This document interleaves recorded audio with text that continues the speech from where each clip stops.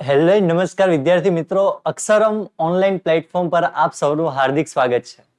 વિદ્યાર્થી મિત્રો, લાસ્ટ લેક્ચરની અંદર આપણે પૂરો કર્યો હતો સેક્શન ડી અને આજે આપણે શરૂ કરવાનું છે સેક્શન ઈ. જો કે સેક્શન ઈ અને સેક્શન એફ પૂરેપૂરા પ્રેક્ટિકલ હોય છે, એમાં થિયરી હોતી જ નથી. થિયરી હોય છે આપણે એ બી સંપૂર્ણ થિયરી હોય છે. સી અને ડી ની અંદર ક્યાંક ક્યાંક તમને થિયરી પૂછાય છે, બાકી મોટા ભાગના દાખલા હોય છે. તો આજે આપણે સેક્શન ઈ ની અંદર સમ નંબર 1 થી લઈને આપણે કરીશું સમ નંબર 3 સુધી. તો ચલો શરૂઆત કરીએ છીએ આપણે સમ નંબર 1 ની. ક્વેશ્ચન શાંતિથી વાંચવાનું. વર્ષ 2010 ને આધાર વર્ષ લઈ 2012 ની જુદી જુદી વસ્તુઓના ભાવ અંગેની નીચેની માહિતીનો ઉપયોગ કરી સામાન્ય સૂચક આંક શોધો. શું પૂછેલું છે તમને લોકોને? સામાન્ય સૂચકાંક આપણને પૂછેલો છે. હવે સામાન્ય સૂચકાંક છે તો એનું સૂત્ર તમને લોકોને આવડતું હોવું જોઈએ. સૂત્ર શું છે એનું? Sigma P1 upon P0 upon n ગુણ્યા 100. આ એનું સૂત્ર છે. ક્લિયર? હવે એના માટે આપણી પાસે શું જોઈએ? તો એના માટે આપણે જોઈએ P1 P0. P1 P0 આપણી જોડે ઓલરેડી આપેલો છે. કેમ આપેલો છે? તો ભાવને આપણે શું કહેવાય? P કહેવાય. તો આપણે અહીંયા લખી દઈએ છીએ P. ચાલુ વર્ષ છે તો ચાલુ વર્ષને આપણે કહેવાય 1, અગાઉના વર્ષ આધાર વર્ષને કહેવાય 0. તો એ તો આપણને આપેલું છે. ઘણા બધા વિદ્યાર્થીઓના મગજમાં તરત ડાઉટ થશે કે સર અહીંયા બધા એકમ આપેલા છે તો તમે રીત શીખવાડી હતી, તો એ રીત મુજબ આપણે દાખલો ગણવાનો છે કે નહીં? તો એ રીતે નથી ગણવાનો. ત્યારે પણ એક શબ્દ બોલ્યો હતો અને આજે ફરીથી એ વાક્ય હું બોલું છું. જ્યારે એકમ આપેલો હોય અને એકમની સાથે સાથે તમને ક્યાંક જથ્થો આપેલો હોય, હવે એ જથ્થાની અંદર પણ ખાસ એકમનો ઉલ્લેખ કરેલો હોય તો જ ગણતરી થાય. અહીંયા તમારી પાસે જથ્થો જ નથી, જથ્થો નથી તો ગણતરી થાય નહીં. ક્લિયર? તો આ કોલમ આપણે એઝ ઇટ ઇઝ રહેવા દેવાનું છે, એની આપણે ક્યાંય જરૂર પડશે નહીં. દાખલો તૈયાર છે આપણી પાસે, રકમ મૂકેલી છે, ગણતરી આપણે શરૂઆત કરીએ છીએ. ચલો P1 upon P0 120 ના છેદમાં 110. જવાબ કેટલો છે? 1.09. બે ડિજિટ આપણે લઈએ છીએ 1.09. 70 ના છેદમાં 50 1.40. 60 ના છેદમાં 40 1.50. 90 ના છેદમાં 80 1.125 અથવા 1.13 પણ તમે લખી શકો. 20 ના છેદમાં 20. ટોટલ કરીએ બધાનું. 1.09, 1.4, 1.5, 1.125 અને 1. જવાબ છે 6.115. તો આપણે અહીંયા લખીએ છીએ જવાબ એટલે કે આન્સર મળી ગયો. અહીંયા સુધી કોઈને ડાઉટ્સ હોય તો કમેન્ટમાં જણાવો. નો ડાઉટ્સ? ચાલો આગળ. એ જે જવાબ છે એ આપણે અહીંયા મૂકી દેવાનો છે. સિગ્મા P1 Q0 કેટલું મળ્યું? Sigma P1 P0 6.115. તો લખીએ 6.115 છેદમાં n જોવાના છે. n એટલે ગણવાના છે. તમારી પાસે કેટલા છે? 1, 2, 3, 4, 5. તો n આપણી પાસે કેટલા છે? 5 ગુણ્યા 100. કેલ્સીમાં કરીએ 6.115 છેદમાં 5 ગુણ્યા 100 એટલે જવાબ આવશે 122.3. આ તમારો થઈ ગયો આન્સર. શું પ્રશ્ન પૂછ્યો તો? સામાન્ય સૂચક આંક. તો અહીંયા લખાય તેથી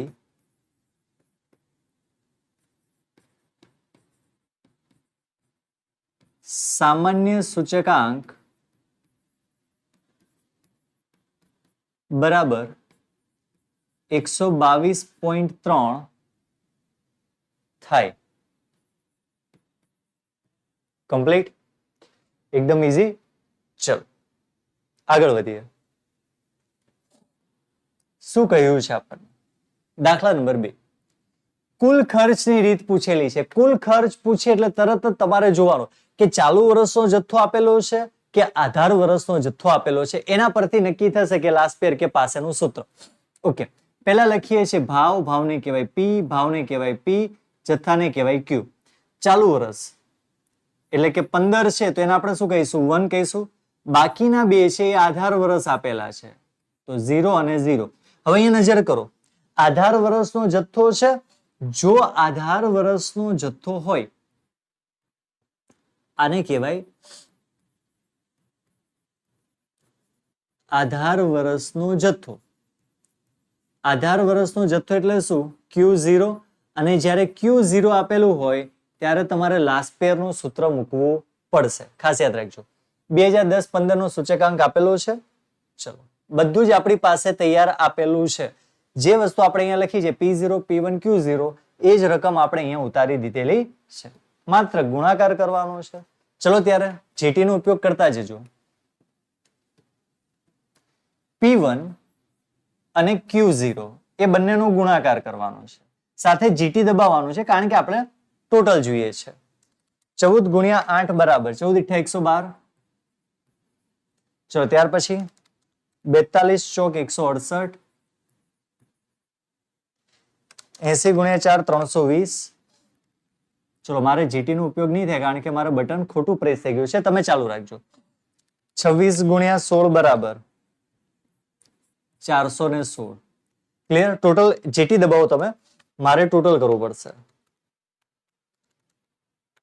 જવાબ આવશે 10 16.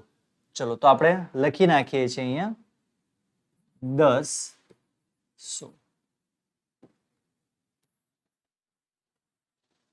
નેક્સ્ટ શું કીધું છે? P0 Q0 એટલે કે આ બંનેનો આપણે ગુણાકાર કરીશું.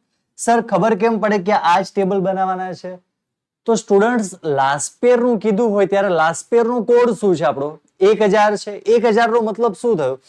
P1 Q0 P0 Q0 આ બે જ કોલમ બને. લાસ્ટ પેર શોધવા માટે બે કોલમ જ બનાવવા પડે એટલે આપણે આ બે કોલમ બનાવેલા છે. ઓકે, બંનેનો ગુણાકાર કરીએ. ચલો પેલા ફટાફટ ગણતરી કરી નાખીએ. 10 ગુણ્યા 80, 4 તરી 12 120, 40 ગુણ્યા 4 160 અને 16 દુ 32 320. ડાયરેક્ટ ગણતરી નહીં કરવાની, કેલ્સીમાં જ કરવાની. ઘણી વખત આવડતું હોય પણ ઓવર કોન્ફિડન્સના હિસાબથી આપણે કંઈક ખોટું કરી નાખીએ અને જવાબ ખોટો આવી જાય. પરિણામે શું? પરિણામ 0. એના કરતા કેલ્સીયમનો ઉપયોગ કરવાનો આપણે. જવાબ તમારો આવશે 680. ક્લિયર? લખી દઈએ આપણે અહીંયા 680. બે વસ્તુ આપણે જોઈતી હતી, બંને વસ્તુ આપણને મળી ગઈ છે. કુલ ખર્ચની રીતનું સૂત્ર આપણે લખીશું sigma P1 Q0 upon sigma P0 Q0 ગુણ્યા 100. ચલો જવાબ જોઈએ શું હતો?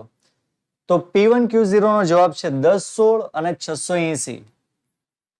10 16 છેદમાં 680 ગુણ્યા 100 કરી નાખો. ચલો કેલ્સીમાં કરો. 10 16 ના છેદમાં 680 ગુણ્યા 100. જવાબ આવશે 149.41. તો એ તમારો ફાઇનલ આન્સર 149.41. ક્લિયર? એકદમ મસ્ત. જો ખ્યાલ આવી ગયો તો કમેન્ટ બોક્સ ની અંદર લખી નાખો સર વેરી ઇઝી. ક્લિયર? ચલો તો શરૂઆત કરીએ છીએ 3 ની. નીચેની માહિતી પરથી વર્ષ 2013 ને આધાર વર્ષ તરીકે લઈ 2014 માટે ફરીથી પ્રશ્ન પૂછેલો છે. કયો આપેલો છે? કુલ ખર્ચની પદ્ધતિથી સૂચકાંક ગણો. નિયમ યાદ છે ને? Q0 હોય તો લાસ્ટ પેર, Q1 હોય તો પાસે. ઓકે, હવે અહીંયા પ્રિન્ટિંગ મિસ્ટેક છે થોડી જે આપણે સુધારી લઈશું. જથ્થાને કહેવાય Q, ભાવને કહેવાય P, ભાવને કહેવાય P. સમજાઈ ગયું અહીંયા સુધી? હવે આ આપેલું છે આધાર વર્ષ. આધાર વર્ષ એટલે 0 અને આ આપેલું છે ચાલુ વર્ષ એટલે કહેવાય 1. ચલો Q1 આવ્યો તો શું આવશે? લાસ્ટ પેર ની રીતે દાખલો થશે નહીં, કરવો પડશે આપણે પાસે. કઈ રીતથી કરીશું? પાસે. પાસાનો કોડ શું છે? 1101. ક્લિયર? તો એના માટે 4 એટલે કે 2 કોલમ બનાવવા પડશે.